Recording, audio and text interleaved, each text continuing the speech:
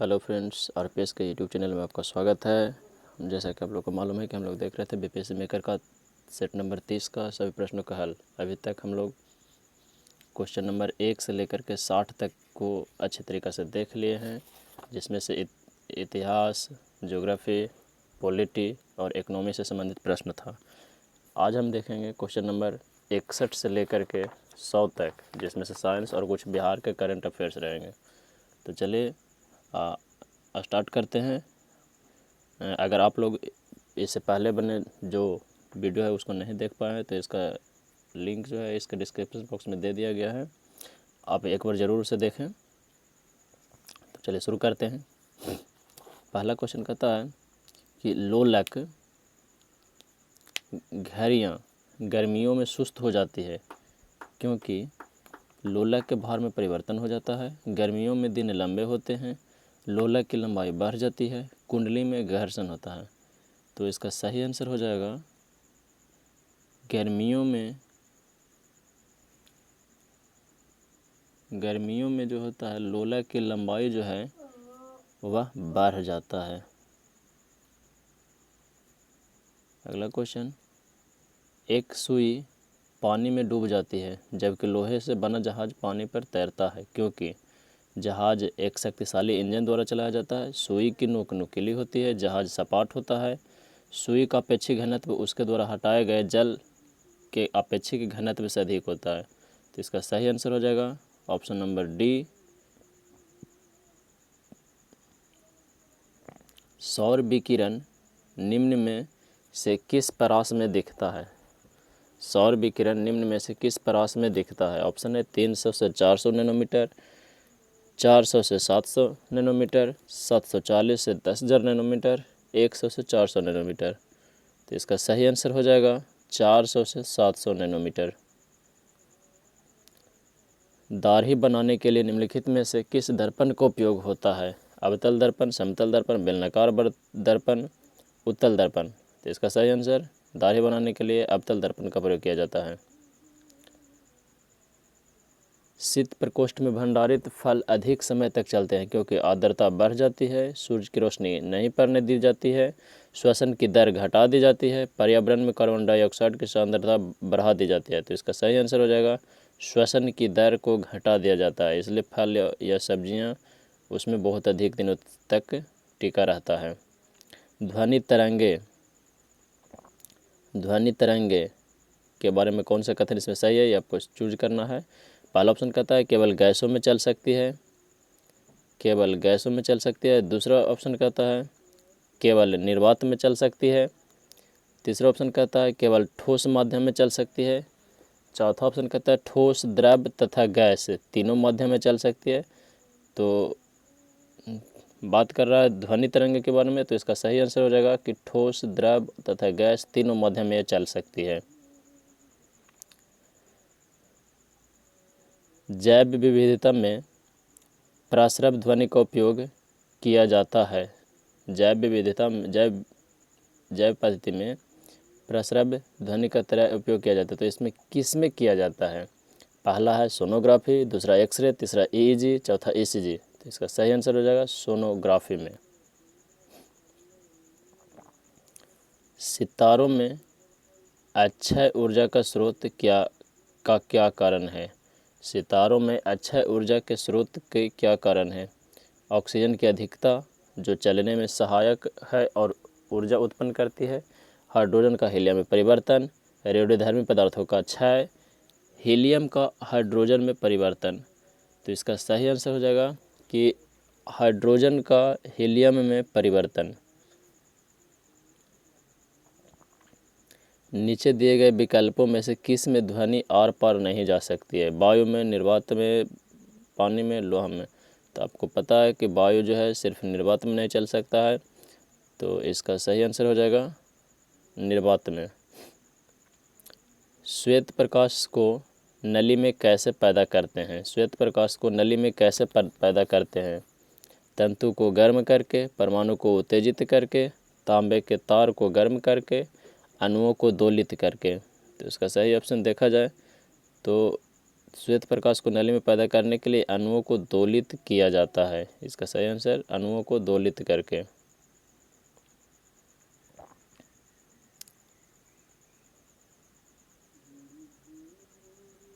निम्नलिखित में से कौन सी धातु सामान्य ताप पर द्रव अवस्था में होती है? टीन, निकेल, पारा और सोडियम। तो इसमें धातु की बात किया जा रहा है तो पारा हो जाएगा। अगर धातु का था तो ब्रोमीन हो जाता।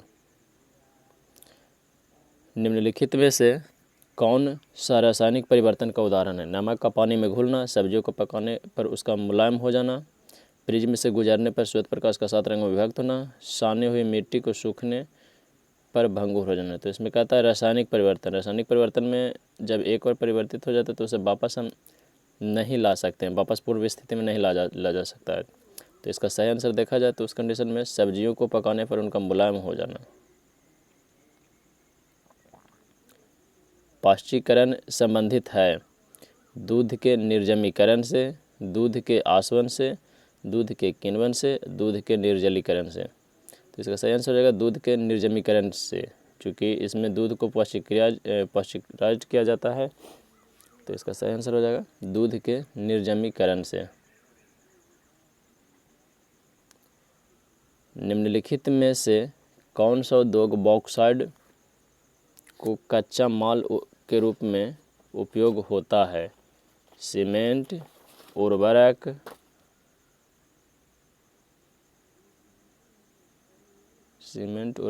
फेरोमैग्नीज, एल्युमिनियम। तो इसका सही आंसर हो जाएगा एल्युमिनियम। एल्युमिनियम बॉक्साइट का जो अयस्क है वह एल्युमिनियम है। बॉक्साइट अगर देखा जाए तो बॉक्साइट में एल्युमिनियम की मात्रा अधिक होती है और उसका एक अयस्क भी है जिससे शुद्धिकरण करके एल्युमिनियम निकाला भी जाता है। स्टील की कठोरता प्रदान करने के लिए क्या बढ़ाई जाती है? कार्बन की मात्रा, क्रोमियम की मात्रा, सिलिकॉन की मात्रा, मैग्नीज की मात्रा। तो इसका सही आंसर हो जाएगा कार्बन की मात्रा।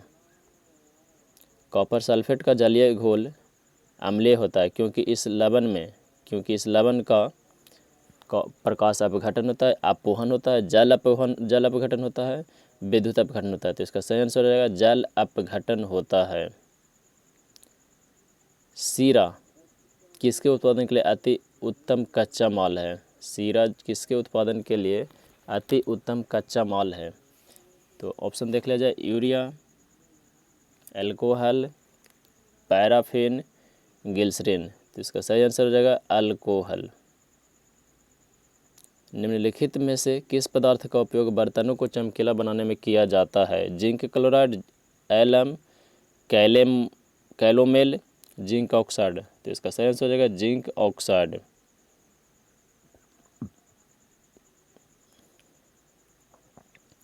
निम्नलिखित में से कौन एक विस्फोटक नहीं है? नाइट्रोक्लोरोफॉर्म, पोटेशियम क्लोरेट, TNT, TNG। तो इसका सही आंसर हो जाएगा नाइट्रोक्लोरोफॉर्म। बायोगैस में मुख्यतः होती है हाइड्रोजन एवं ऑक्सीजन, कार्बन डाइऑक्साइड एवं हाइड्रोजन, कार्बन डाइऑक्साइड एवं मीथेन, हाइड्रोजन एवं मीथेन। तो इसका सही आंसर हो जाएगा कार्बन डाइऑक्साइड एवं मीथेन।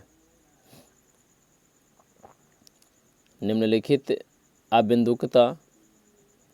में से किसकी एक बीमारी है? गले की, आँख की, नाक की, कान की। तो अबिंदुकता जो है एक आँख की बीमारी है। ब्लू बेबी नामक प्रदूषण कारित बीमारी पाने वाले जल में निम्न में से किसके अधिक विद्यमान होने के कारण होती है? आर्सेनिक की, क्लोराइड की, नाइट्रेट की, फिर क्लोराइड की। तो देख लिया जाए आंसर ऑप्शन को, आर्सेनिक, फ्लोराइड, नाइट्रेट और क्लोराइड की। तो इसका सही आंसर हो जाएगा नाइट्रेट की।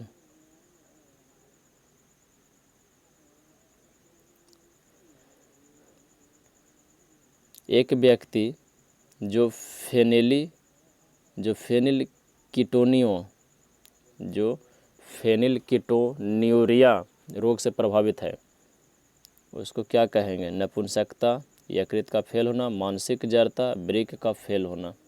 तो इसका सही आंसर हो जाएगा मानसिक जड़ता।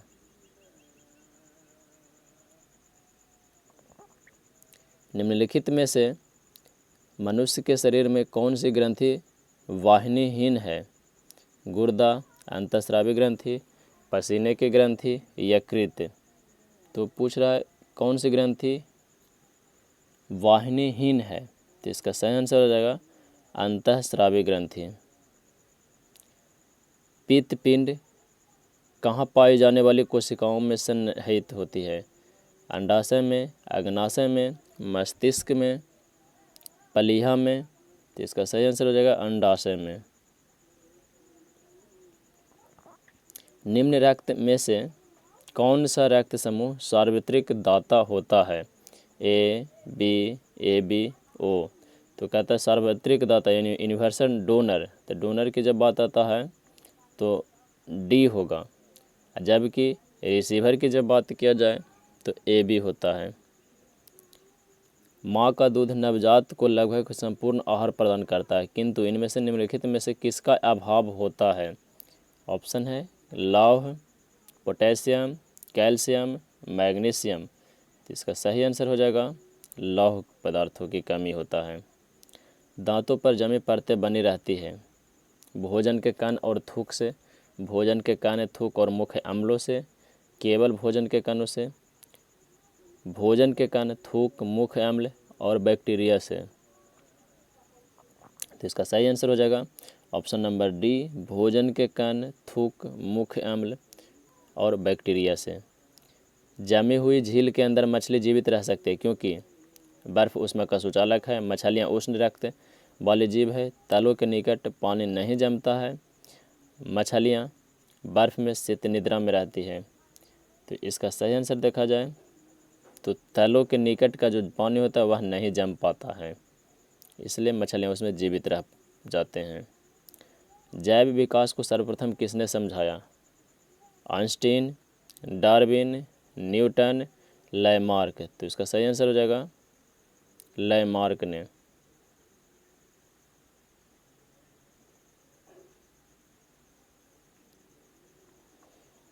यहाँ सब बिहार से संबंधित 10 प्रश्न करेंट अफेयर्स का होगा, इसे भी देख लेते हैं। हाल ही में किस राज्य सरकार ने खेल विश्वविद्यालय विधेयक 2021 पेश किया है? तो इसका सही आंसर हो जाएगा बिहार। इससे पहले भारत के 6 राज्य भी खेल विश्वविद्यालय बनाने की घोषणा कर चुका है। हाल ही में बिहार शिक्षा विभाग ने ई संबंधन पोर्टल लॉन्च किया है। बताएं कि वर्तमान में बिहार के शिक्षा मंत्री कौन हैं? तो विजय कुमार चौधरी।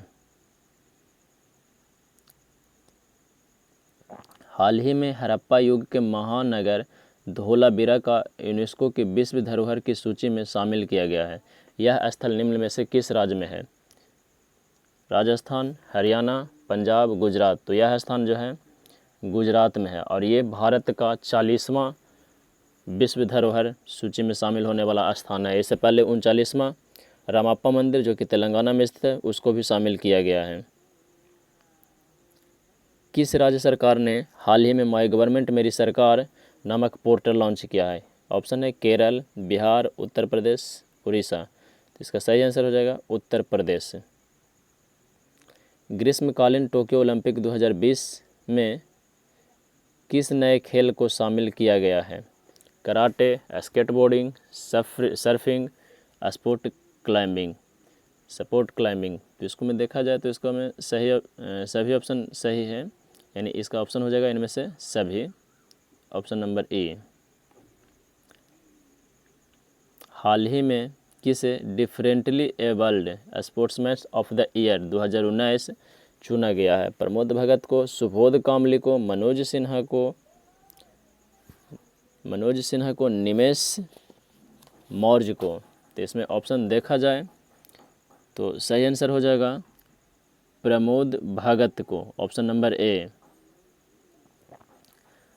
हाल ही में कौन सा देश आनुवंशिक रूप से संशोधित गोल्डन राइस के वाणिज्यिक उत्पादन को मंजूरी देने वाला दुनिया का पहला देश बन गया है? Belarus, Philippines, Brazil, Vietnam. तो इसका सही ऑप्शन हो जाएगा फिलीपींस। फिलीपींस की राजधानी मनीला है।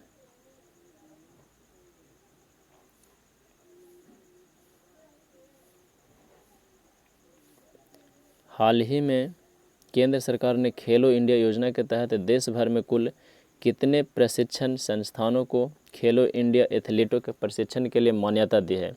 236, 230, 345, 354।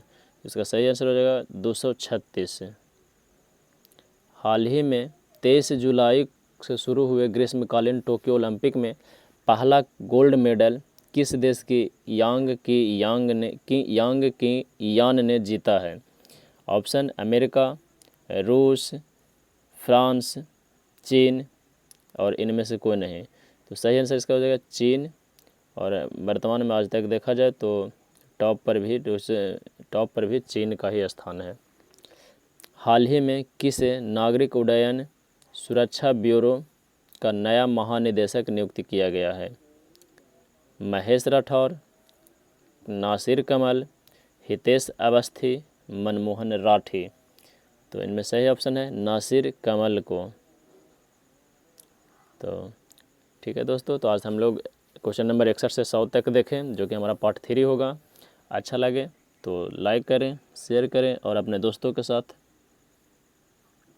और मेरे चैनल को सब्सक्राइब करें।